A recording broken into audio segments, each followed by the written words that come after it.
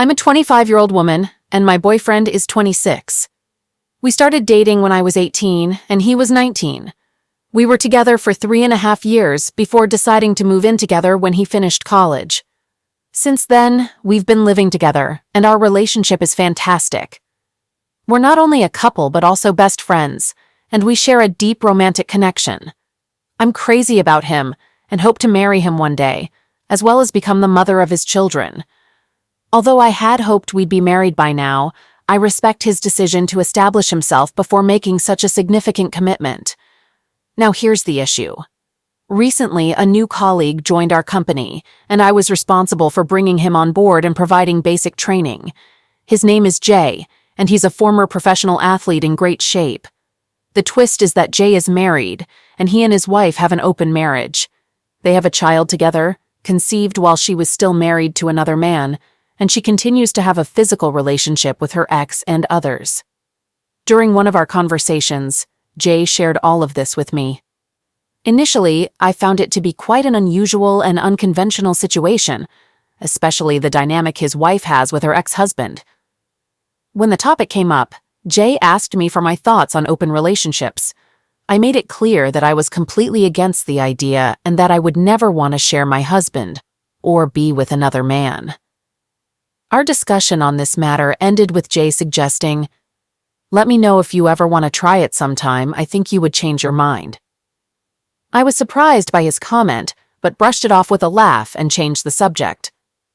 As the weeks have gone by, Jay and I have grown closer in our work relationship. I must admit that I've developed a strong physical attraction to him. In the past week, we've started flirting with each other, and I'm becoming concerned because I can see where this is heading. I haven't discussed any of this with my boyfriend because I know he would end our relationship immediately. It's not that he's possessive, but he firmly believes in the concept of one woman and one man in a relationship.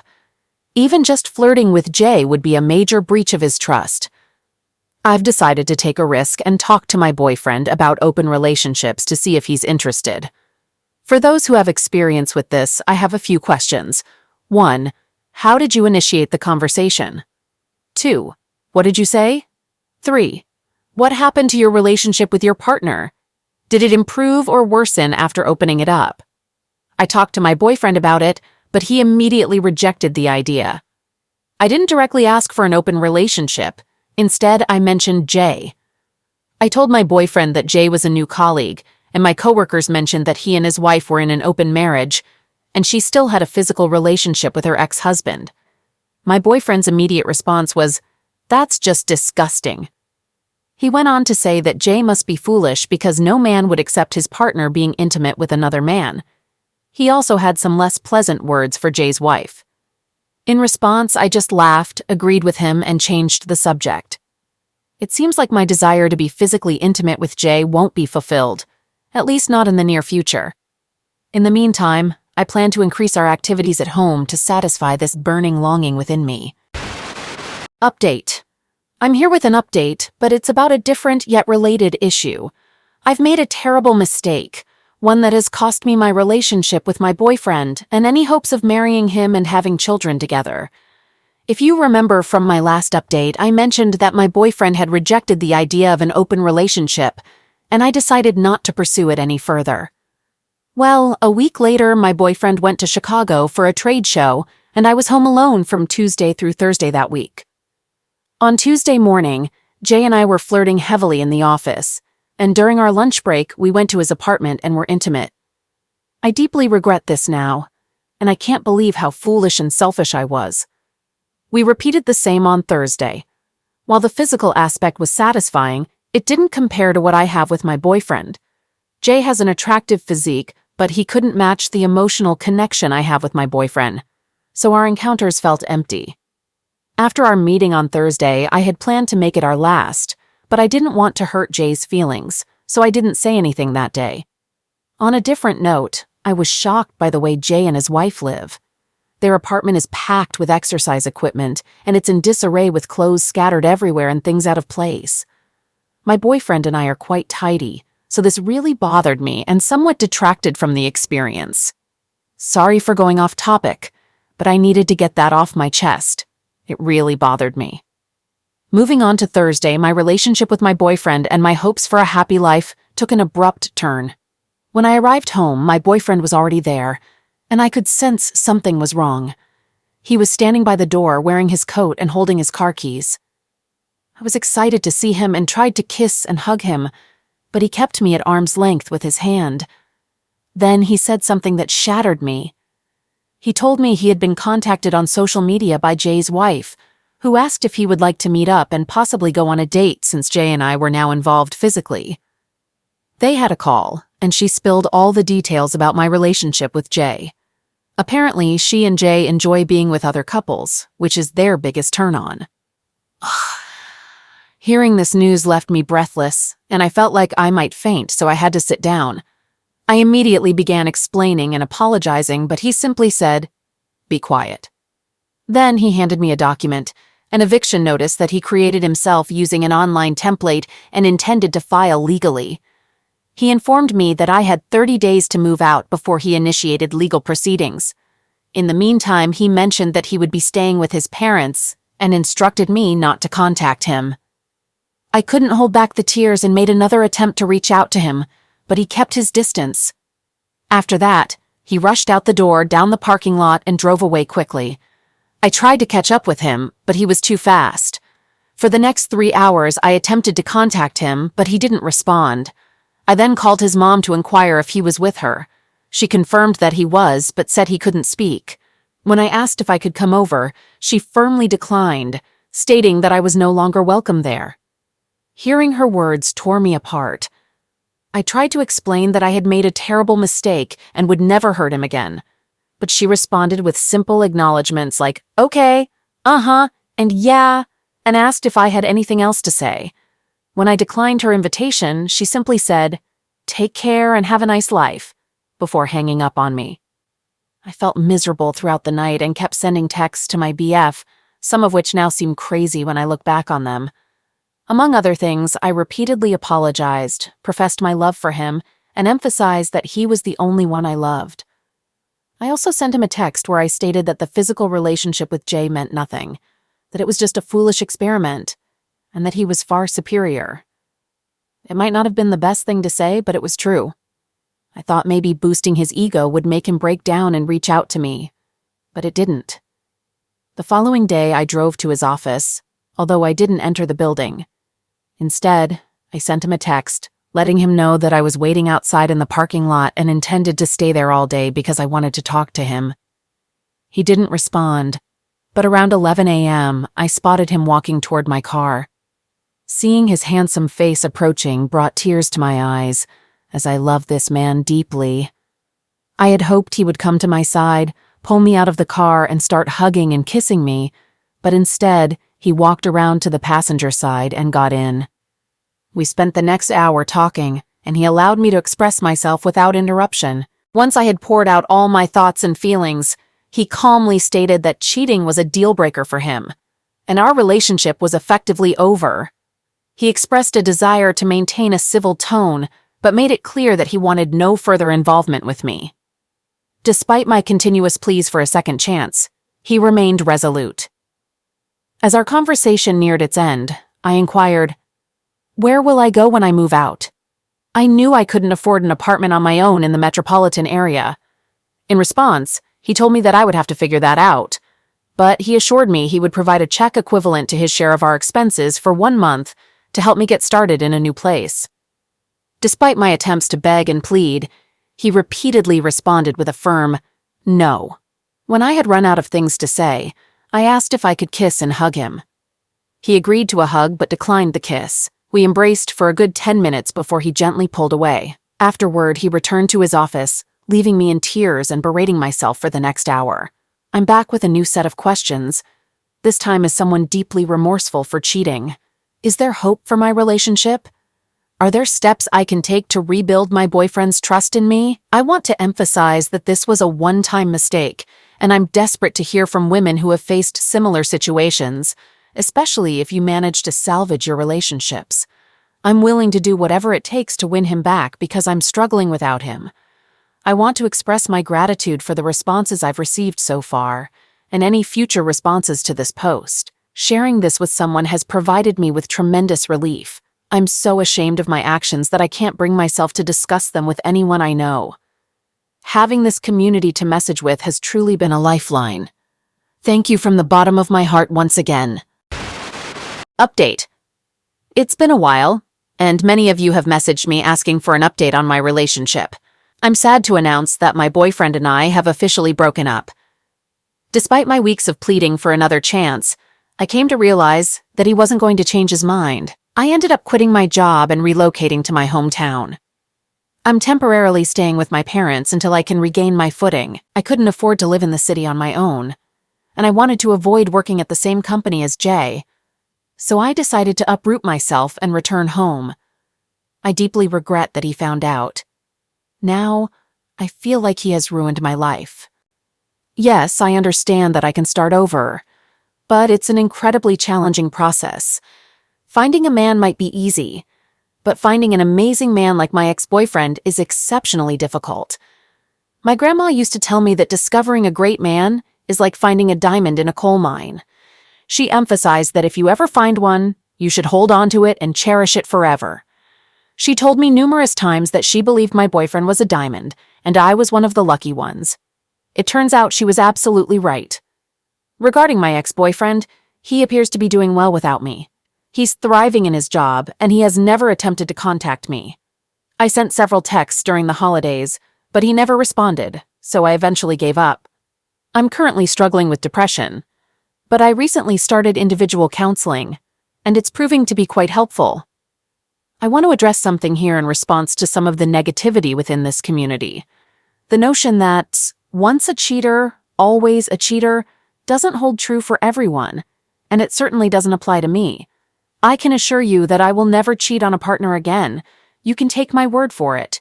Additionally, my counselor mentioned that many individuals who cheat typically don't repeat their actions, so there you have a professional perspective on it. To those who've been supportive, thank you very much, except for the haters. All right, that was a fun story. Now let's move on to another exciting one. Stay tuned and let's dive in. I'm a 22-year-old female, and I want to get my 25-year-old boyfriend back. To summarize, I accidentally cheated on him, and I'm feeling really guilty and upset that my friends told him about it. I need help figuring out what to say to him. A few days ago, I made a mistake in my relationship with my boyfriend of 2 years. I can't handle the guilt anymore. I used to believe he was the love of my life, and part of me still does. Our relationship had started to feel a bit stagnant. We went on dates, he bought me things, but I started to feel less important. There was a lack of spontaneity, if you know what I mean. I talked to him about it, hoping we could resolve things. Then one night, my friends and I went out, and I was having a great time. We were dancing, and a group of guys started dancing with us. I felt a bit overwhelmed because I wasn't used to being so close to other guys. However, I made sure none of them got too close from behind, so I thought it was fine. After dancing, a few of us sat down and started talking. There was one guy I was chatting with who was cute and friendly. He asked for my number, and I gave him a fake one. Some guys can be persistent, so I left it at that and moved away from him. Then another guy from the group approached me and noticed I wasn't mingling as freely as my friends. We started talking, and he mentioned that he had recently ended a long-term relationship. I should have stopped there, but I couldn't resist asking him what had happened with his ex. He explained that their relationship had become dull and routine, lacking excitement. Curiously, I shared that I felt the same way, and asked why he didn't stay with her. He revealed that he enjoyed the freedom of meeting other women, without any attachments or commitments. We continued talking for the rest of the night, until my friends and I decided to leave. Before parting ways, he gave me his phone number. On the ride to my friend's house, I texted him and said I'd get an Uber and go home. However, instead I went to his house. It was a nice place, with his own home and a fancy car in the driveway. When I entered, we continued our conversation, and eventually we started kissing and ended up having sex. Afterward, I cuddled with him and was about to leave, but we began kissing again, leading to another round of intimacy. I fell asleep in his bed. The next morning, panic set in because I hadn't intended to spend the night. My boyfriend tried calling and texting me, but I didn't respond. Some of my friends texted and even called my dad to check if I was okay. Eventually, I left his place and called my dad to reassure him that I was fine, claiming that my phone had run out of battery. When I arrived at our place, my boyfriend inquired about my well-being. Confused about what to say, I simply mentioned that I had gone to a friend's house after our outing and dozed off there. After taking a shower, my emotions overwhelmed me, and I began to cry. I never intended for things to unfold the way they did the previous night. As I finished showering, he was waiting for me. He informed me that a friend had messaged him, claiming I had taken an Uber home. Holding my phone, he explained that he checked the location and read my text messages. He confronted me, asking if I had cheated on him the previous night, and once again, tears welled up in my eyes. I reassured him that I hadn't and would never do such a thing. However, he remained silent, just standing there. I longed for his embrace, but when I tried to reach out to him, he retreated. Finally, he told me to leave before he called the authorities, so I reluctantly departed. It's been a few days since then, and I'm desperate to have him back. He meant everything to me. I've been struggling to eat, sleep, and I've even skipped my classes. I've also distanced myself from my friends, feeling that they played a role in ruining my relationship. It's disheartening that one mistake has led to this outcome. Has anyone gone through a similar situation? Is there anything I can say or do to win him back or make amends? A few days ago, I summoned the courage to return to our apartment, hoping there might be a chance to salvage what remained of our relationship. To my dismay, the apartment was completely empty, except for my clothes and some miscellaneous items I had purchased myself. It felt like walking into a scene from a horror movie. The place was devoid of warmth, filled with emptiness and dampness. Everything that held our shared memories, from carefully chosen furniture to cherished moments, had vanished. It was as if he had wiped away all traces of himself from our home. Literally, every possession of his had disappeared. The furniture, appliances, even my laptop, a gift from him, and the food he had stocked in the fridge, all gone. The apartment had been stripped down to its bare essentials. The only thing left in the fridge was a bag of pretzels that I had bought for myself. He had taken everything he had brought when we first moved in together. I was overcome with panic and tried calling him, but he didn't answer. I felt shocked and abandoned. Who could do such a thing? Did he really care so little about me that he left me in an empty house? It was as if he had vanished from the face of the earth. No response, no sign of him. I'm utterly lost and don't know what to do next. How can I even begin to make things right? Is this situation even legal? We both signed the lease, so shouldn't I have been informed if he was breaking the lease? And what about my laptop? I was the primary user, and all my files were on it. I need to recover them as well. Does anyone have any advice to offer? Update. I reached out to my ex using a different phone number.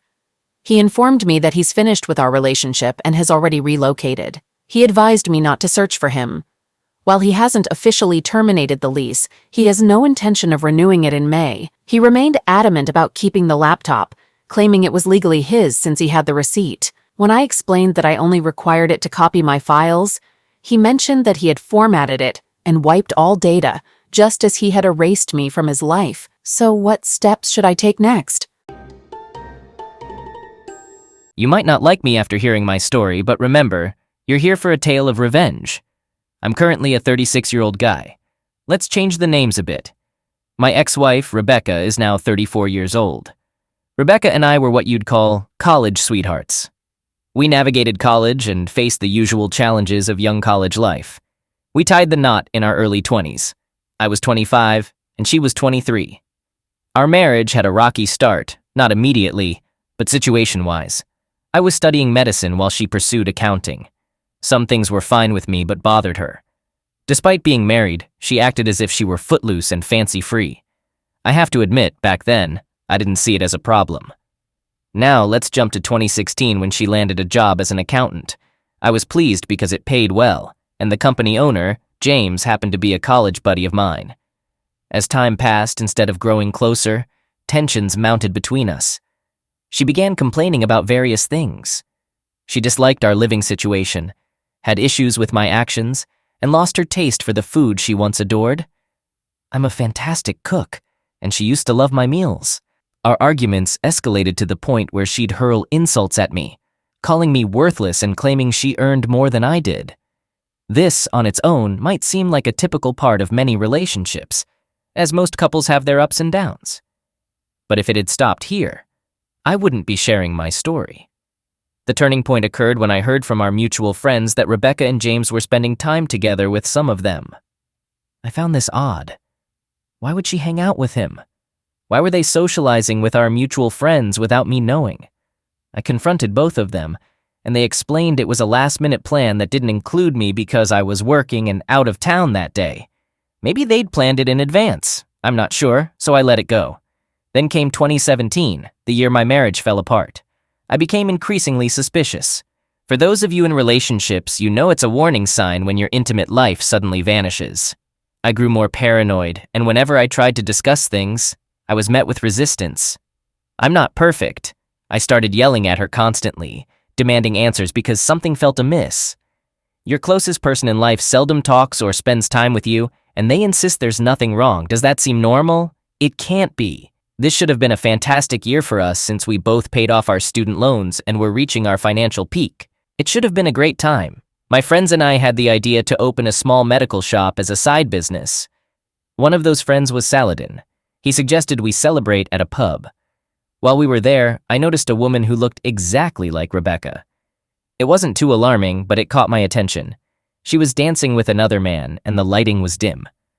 As I got a closer look, lo and behold, it was Rebecca and James, dancing hand in hand. I could say it didn't bother me much because they are friends and colleagues, right? I was there with my colleagues, and she was with hers. But, of course, it was bothering me. So I decided to send her a text asking where she was. She usually heads home at this time. She replied that she was already at home. Now, that was a major red flag. A huge red flag, almost like a communist parade. I told her to stop lying because it was clear she wasn't being truthful. She seemed to get paranoid and texted that she was on her way home. After that, she left the pub, and I followed shortly. On my way back home, I knew I needed to have a direct conversation with her about James. So when I got home, I did just that. I asked her face-to-face about James, and her reaction was as if she had seen a ghost because she clearly wasn't expecting that question. The way she reacted was far from what I would consider normal when asking about a friend.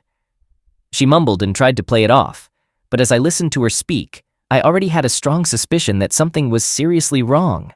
That night, my curiosity got the best of me, and I decided to snoop through her phone. Please don't judge me, but I felt compelled to find out the truth. We had known each other's passwords, but she had changed hers, so I couldn't access it. However, the following day, while I was snooping, I managed to get it. I know it's not the best course of action, but I was desperate to uncover the truth. And there it was. A multitude of texts, countless questionable pictures, degrading comments, and even her referring to him as daddy. My wife and I had made a promise to each other that we would always be transparent and open if there was anything we needed to explore. Unfortunately, she broke that vow too. She shared with him how thrilling she felt that night at the pub. I went through everything. What hurt the most was that she had told me herself that if either of us ever got bored in the relationship or needed to spice things up, we would let each other know. She shattered everything. I couldn't look at her the same way anymore. I went to bed and cried deeply into the night. I want you to know that I had thought about coming up with a plan to get back at her secretly, but I didn't. I was overwhelmed with anger and emotion. The next morning, I made the mistake of confronting her without any evidence in hand. She yelled at me and stormed out, accusing me of being abusive and insane. That afternoon, her friends created a messenger group where they all teamed up to criticize me. She had apparently told all our friends that I was abusive. When she returned home that night, she informed me that she was in love with James and wanted a divorce. I asked her to talk it over first, but it turned into her berating me. I yelled back, and she didn't hesitate to call the cops. When they arrived, I was told to spend the night elsewhere. I went to my sister's, and when I returned the next morning, James's car was parked there. Are you kidding me? It was clear no further explanation was needed. He was intentionally doing it. Actually, she was intentionally doing it as well. I consulted with a lawyer.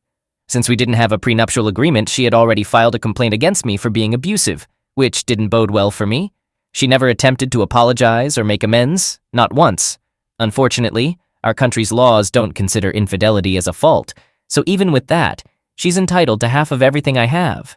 But her complaint could lead to a lawsuit against me. A few days later, I was fortunate to stay at my sister's house for the time being. I tried reaching out to Rebecca, but she wouldn't respond to me. Then she contacted me and suggested we get a divorce. That's it. After 12 years of being in a relationship and 4 years of marriage, she ended it with a text. To make matters worse, I was convinced that James was taking my place. The first time I saw her after that, she handed me the divorce papers. Everyone in our friend circle believed that I was an offender, and James was seen as her savior. They thought she did the right thing by cheating on me. We were officially divorced at the beginning of 2018. She was openly dating James during our divorce, as he had become her life, and she was doing much better without me. I lost my job, my house, my reputation, and some of our mutual friends, all because of her affair and lies. I had to relocate to a different city to start fresh. Saladin played a significant role in helping me with this fresh start. He secured me a job that paid decently, although it was nothing like my previous one. But it was better than other alternatives. As I worked hard to rebuild my life, Saladin and I became even closer friends. My dating life was essentially over because I found it difficult to trust anyone. There was no communication between Rebecca and me, and the last I heard was that she had moved in with James, and they were doing well. Fast forward to the end of 2020, my life was actually improving. Despite the global pandemic forcing us to work tirelessly and with sore backs, it filled our pockets. Our pharmacy business venture became successful, allowing me to earn good money. A friend of mine tipped me off that James and Rebecca had split up. It was completely unexpected to learn that her hero, James, had cheated on her and left her in a tough spot. He abandoned her with a child that was undoubtedly his. To make matters worse, he had been absent since the baby was born and hadn't even acknowledged the child by signing the birth certificate. So now, Rebecca is raising that child as a single parent. I heard she tried dating after James left, but she claims she's still not over James or me. The audacity of this woman. A part of me felt a sense of satisfaction with the aftermath. However, I have to admit, I really missed having her around, so the next part might make you cringe. But I sent her an email to inquire about how she was doing. She didn't anticipate hearing from me. We exchanged emails and reconnected. Our first meeting took place in 2021 after several years. When I saw her, it was a shock. She looked significantly worse. She had gained weight, lost the charm she once had, and appeared constantly exhausted. She opened up about James and revisited the old wounds of her infidelity and lies. I got some closure, which provided a bit of relief, I suppose. She sincerely apologized, admitting that she wasn't thinking clearly about what she was doing to me. She claimed that James poisoned her mind against me. Honestly, just her appearance alone infuriated me and fueled a desire for vengeance. It was evident that karma had already caught up with her, and the hardships of life had brought her to her current state. It should have been enough. But remember the warning at the beginning? Yes. Even after all she had done, I'm not blameless either. You can judge me, but that's not why I'm here. I felt the urge to exact revenge, and so I did. I wasn't finished with her. I told her I would forgive her if she came clean to everyone and cleared my name. She did that, even if it meant losing many friends.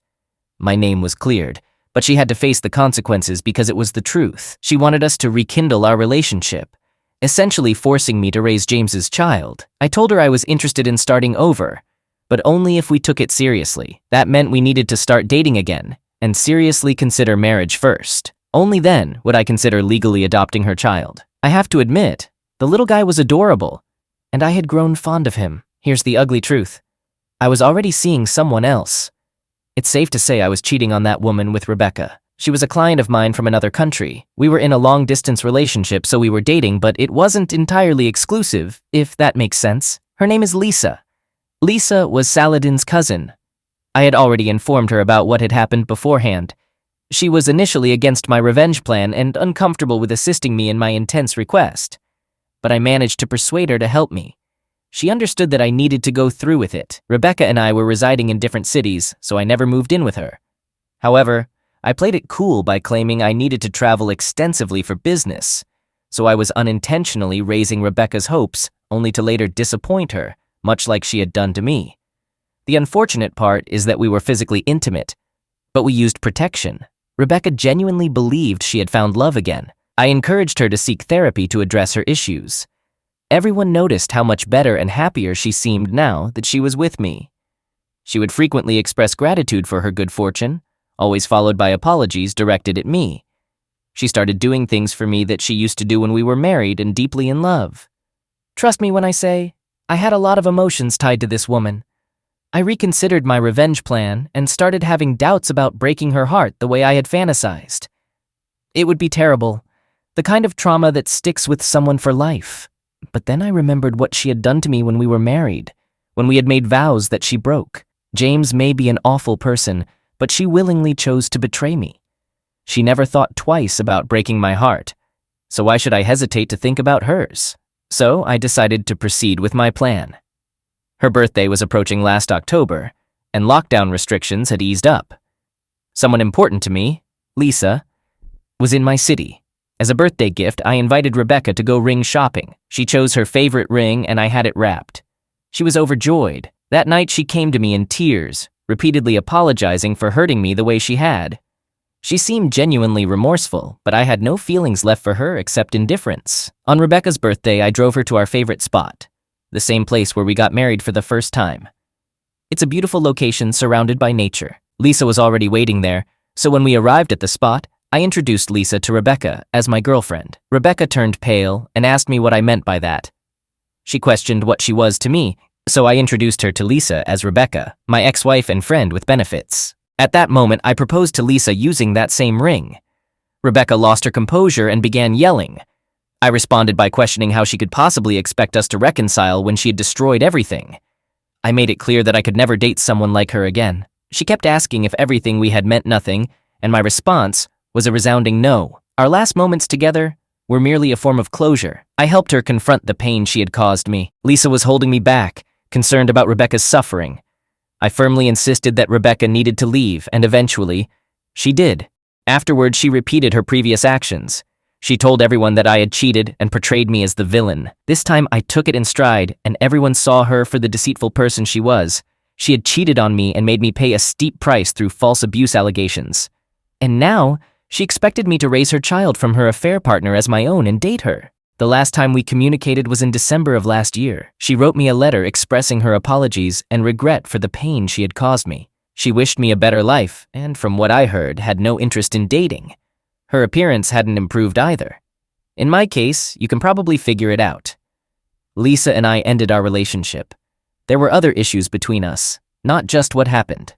Some people claim that I'm worse than my ex.